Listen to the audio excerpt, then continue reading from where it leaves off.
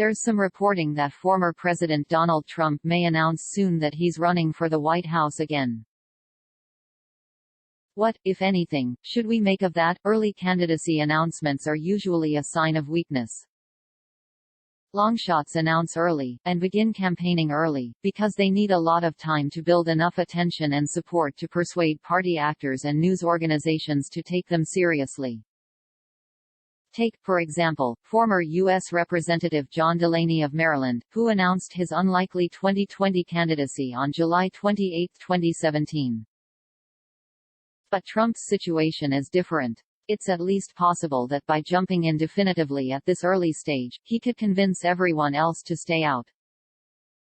The longer uncertainty persists, the more other politicians will be doing candidate-like things, which in turn could make one or more of them more likely to stay in and run a serious campaign. Even if Trump would be the likely winner, he'd rather have the nomination given to him than to have to fight for it, and an early announcement might do the trick. Then again, this is Trump, and there's no reason to believe he's acting strategically. He could simply be bored, or crave media attention that's slipped away during a heavy cycle of major news stories. Perhaps he's annoyed that President Joe Biden is getting the credit he wanted for exiting Afghanistan, even if Biden is getting terrible press for his handling of the withdrawal, while Trump is reduced to being part of an unflattering sidebar about the deal he negotiated with the Taliban. Or he may just be acting on impulse. And he may back away from an announcement he was planning to make. We'll see. This is a peculiar presidential election cycle. Typically at this stage of things, and there are, after all, only 2 years and a few months left before the Iowa caucuses, and perhaps 18 months or so before the potential beginning of nomination debates, we would know a lot more than we do this time around. It would usually be evident that the out party would have a contested nomination, and we would either be fairly confident that the incumbent president would be renominated or, during a second term, relatively certain that the nomination would be contested. This time we know neither. On the Democratic side, Biden is acting as if he'll run for a second term, which is the obvious strategy for his current presidential term, whatever he'll eventually decide to do about 2024. And while his approval ratings have dipped some, they would have to be quite a bit worse for any significant Democrat to run against him.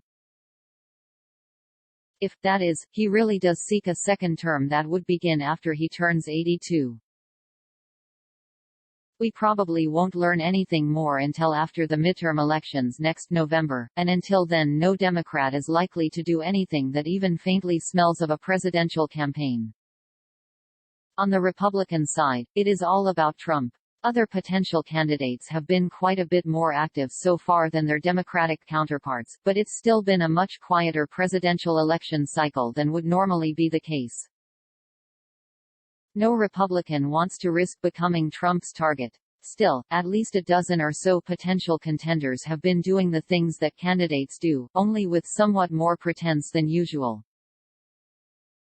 Texas Senator Ted Cruz was in Iowa this week, former Secretary of State Mike Pompeo was in New Hampshire, and any number of current and former statewide officeholders were sure to comment on Afghanistan and otherwise seek to build up their national profiles.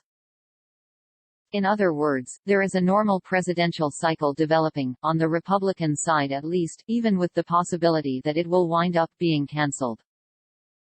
Yes, this all seems way too early. But for better or worse, that's how the U.S. system works.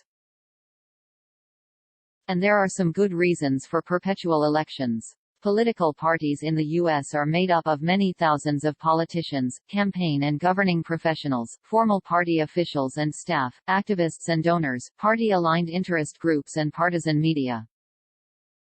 They are spread out all around the nation, and they are organized along constantly churning loose networks of associates instead of fixed, top-down hierarchies.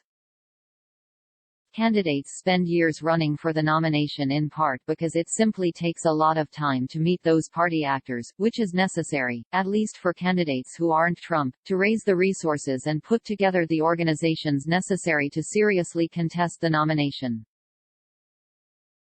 All of this is important because those party actors want not just a candidate who can win.